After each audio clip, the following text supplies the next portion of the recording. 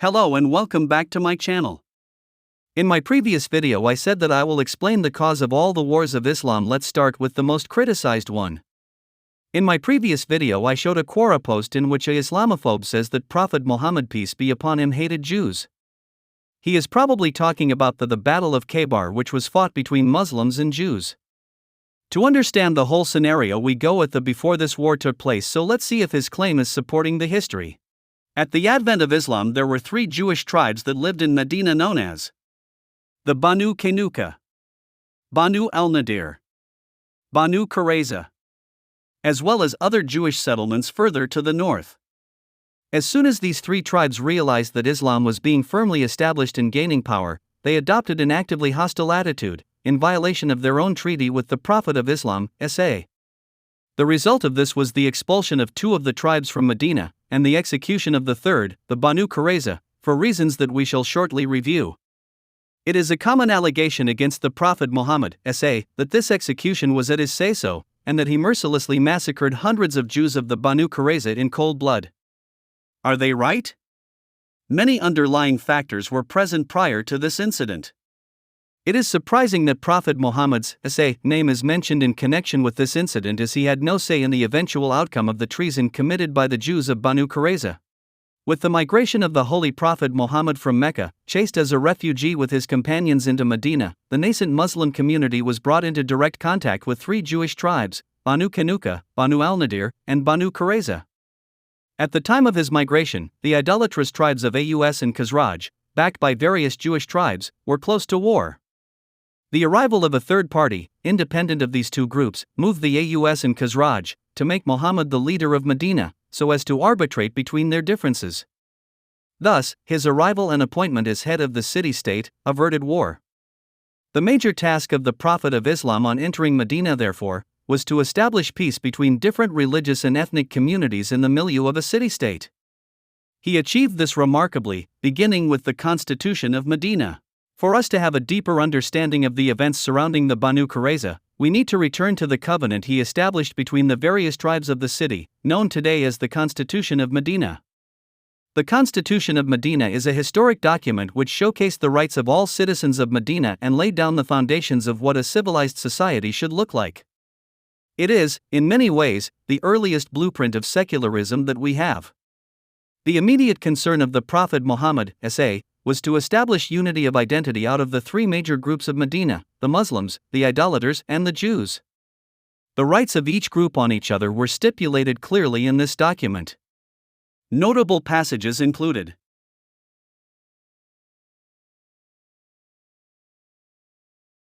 These passages demonstrate important principles in the Muslim-Jewish relationship of the city-state. In total, the Constitution outlined the following general principles, which I am displaying on the screen.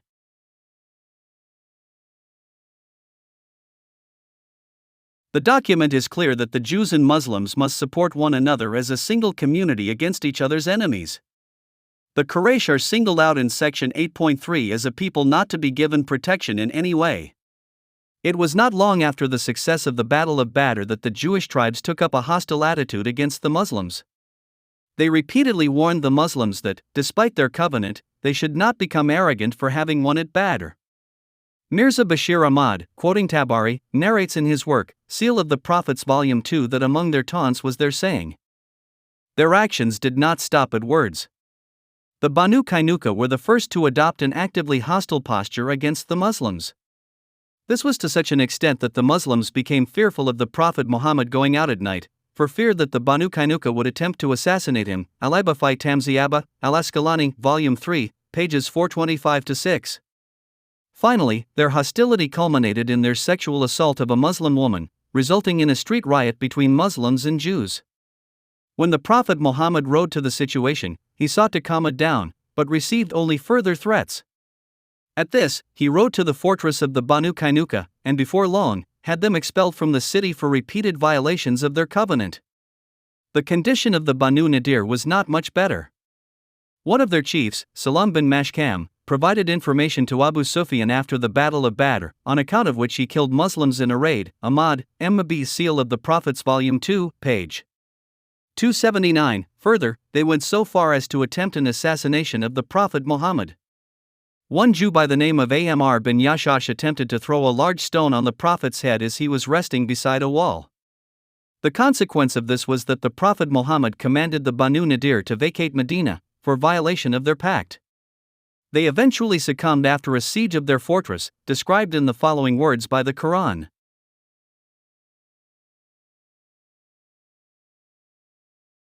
Interestingly, Banu Nadir and Banu Kainuka were expelled from Medina and were not given any further punishment. The Holy Prophet, S.A., expelled them from Medina for the sake of social harmony, and once this was achieved, further retribution was deemed unnecessary. The Meccan pagans were continuously sending hostile messages to the idolaters and the Jews, threatening them with war if they did not eject the Muslims and Muhammad from Medina. One such letter sent to the idolaters read as follows.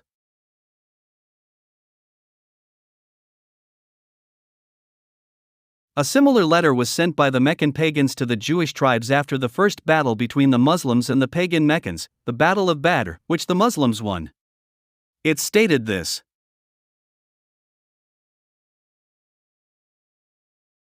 In this letter, the Jews were told that they, being a well-fortified people, could attack the Prophet of Islam. They were warned that if they did not, their Jewish women would be enslaved by the Quraysh. The hatred for Islam and Prophet Muhammad, S.A., with the addition of the great threat from the Quraysh, was the catalyst for the Banu Qurayza to violate their treaty in the most brazen manner. Now we come to the Battle of Trench. Having established the continuous rebellion by the Jewish tribes despite the constitution being in place, we now turn towards the Battle of the Trench, which sheds light upon the treason committed by Banu Qurayza. The Battle of the Trench was a battle in which the Quraysh mustered all their allies and forces, to descend upon the city of Medina with the intention of razing it to the ground and killing all therein. They raised an army of 10,000 against a Muslim community of barely 3,000. In response, to defend the city, the Muslims dug a trench along the exposed portion of the city, against which the Quraysh would approach. The other two approaches to the city were defended by a mountainous region on one side, and the Banu Qurayza on the other. Being in a pact of defense with the Banu Qurayza, the Muslims relied upon them to cover the flank of the city. The Holy Quran speaks about the extremely dangerous conditions of the battle and how vulnerable the Muslims were at the time.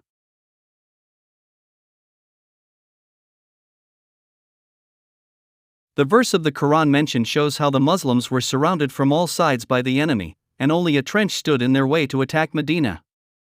Little did the Muslims know that where an enemy was right at their doorstep, another enemy lay inside and was ready to commit the ultimate treason, thereby risking the lives of the citizens of an entire city. Above you refers to the enemy attacking from the outside, and from below you refers to the enemy within. Instead of defending the city from the flank, the Banu Qurayza discreetly joined hands with the Arabs against the Muslims and were looking to expose that part of the town. If the enemy had succeeded in their plan, the women and children sheltered in that part of the town would have certainly been killed. In these extremely troubling times, only divine help could save the Muslims. And so it proved. Na'im bin Masudi had come to join the war against the Muslims, but in reality was a Muslim in his heart and wanted to find a way to protect them. Na'im was chosen as the liaison between the Qurayza tribe and the Arab tribe, to negotiate the terms of attack and the division of spoils after victory. Using this position, he created uncertainty about the intentions and expectations between both parties. This was a tactical move which disturbed the plan of the enemy and lessened the risk of an attack from the rear of Medina.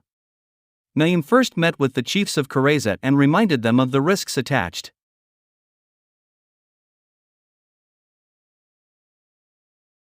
He then went to the Confederates and pointed out a concern for them.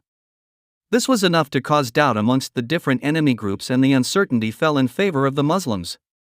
Because the Confederates did not solely rely on the treason of the Jews to attack the town, they were firm in their attempts to overcome the Muslims.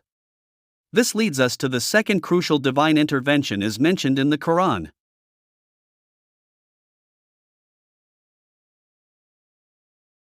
The reference in the word, wind, is to the strong cold wind which blew upon the confederated hosts and uprooted their tents and extinguished their fires.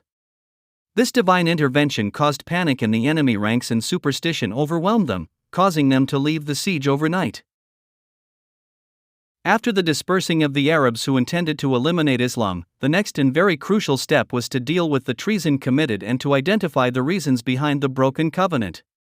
The Banu Qurayza had retreated into their forts and were not ashamed of their actions. The Prophet Muhammad, peace be upon him, sent Ali, may Allah have mercy on him, to speak to the Jews, where he was received with abuse and insults were aimed at Prophet Muhammad and his wives. The leader of the Banu Qurayza put forward 3 proposals as solution to his own people as shown.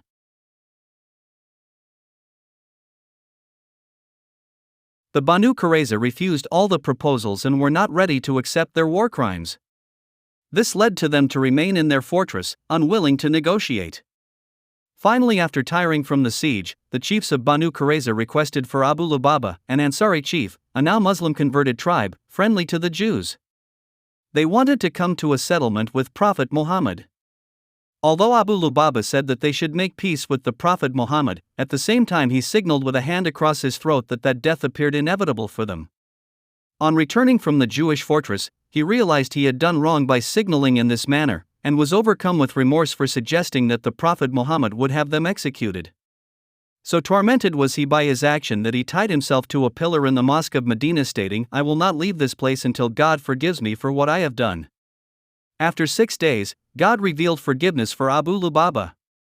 It was wrong of him to suggest that death was the only option for the tribe, as he knew the compassion of Prophet Muhammad. Even for those who had sought to kill the Prophet directly, the Banu Nadir, death was not given, and they were expelled instead. It is likely that he would have treated them in the same way as he treated the other Jewish tribes. Following Abu Lubaba's false information, the Jews refused any decision by the Prophet Muhammad S.A. and requested for one Muslim, Sa'd bin Mu'adh, whom they had good relations with, to decide the appropriate punishment for their crime. Sa'd bin Mu'adh had each of the parties line up outside the fortress of the Banu Qurayza, facing one another. On his horse he came between them and asked the leader of the Banu Qurayza and the Prophet Muhammad to both pledge that they would agree to his decision as final. They both agreed. What happened next is recorded in Sahih Bukhari.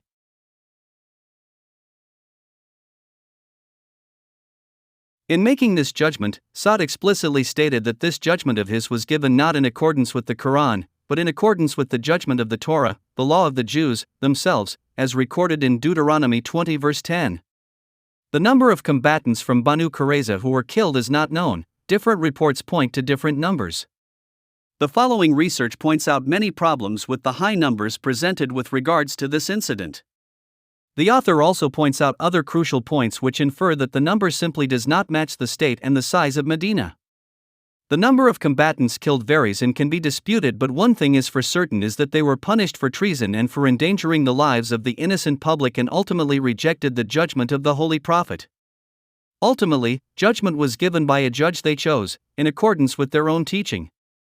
In my next video I will explain the other wars of Islam, so stay tuned for upcoming videos. We'll meet you in the next video. Until then, Assalamu alaikum.